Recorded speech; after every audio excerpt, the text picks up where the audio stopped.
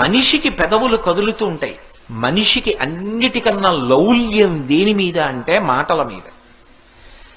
మనిషికి చాలా చవకబారుగా దొరికేటటువంటి సుఖం ఏమిటంటే మాట్లాడడం. ఎందుకని ఏమీ తోచట్లేదు అనుకోండి, పక్కింటి వాడిని పిలిచి మాట్లాడడం.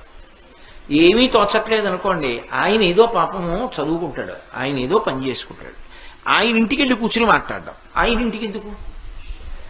నీకెటూ పని లేదు, ఆయన్ని ఎందుకు పాడు చేస్తావు? నా బోటి వాడి గురించి చెప్తున్నాను, మీరు అలా చేయరనుకోండి. ఆయన్ని ఎందుకు పాడు చేయడం? అంటే ఓ రూపాయి ఖర్చు అక్కర్లేదు కదా, మాట్లాడుకుంటే చాలు. కానీ ఈశ్వరుడు మాట ఎంత గొప్పగా ఇచ్చాడు. ఎవ్వరికీ లేదు మాట, మనుష్యుడికి ఒక్కడికే ఉంది. ఆ మాట చేత ఎంత కష్టంలో ఉన్నవాణ్ణి ఓదార్చవచ్చు.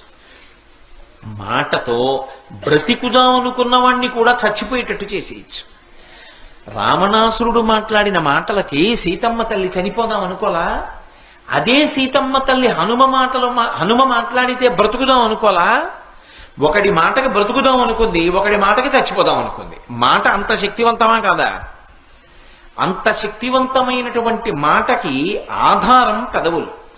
ఈ పెదవులు కదులుతూ ఉండడం గొప్ప కాదు, జీవితంలో ప్రయత్నపూర్వకంగా పెదవులు కదలకుండా ఉంచగలగడం గొప్ప. అందుకే మహాత్ములు ఏం చేస్తారంటే మౌనవ్రతం చేస్తూ ఉంటారు. చంద్రశేఖరేంద్ర సరస్వతి మహాస్వామి వారు ఎప్పుడైనా ఎక్కడైనా నోరు విప్పి ఏదైనా మాట్లాడారనుకోండి, తెల్లమారేటప్పటికి కనీసం అది 200 భాషల్లోకి తర్జుమా అయ్యేది. ఆయన మాట్లాడారు అంటే సరస్వతీదేవి మాట్లాడింది, కామాక్షి పరదేవత మాట్లాడిందని గుర్తు.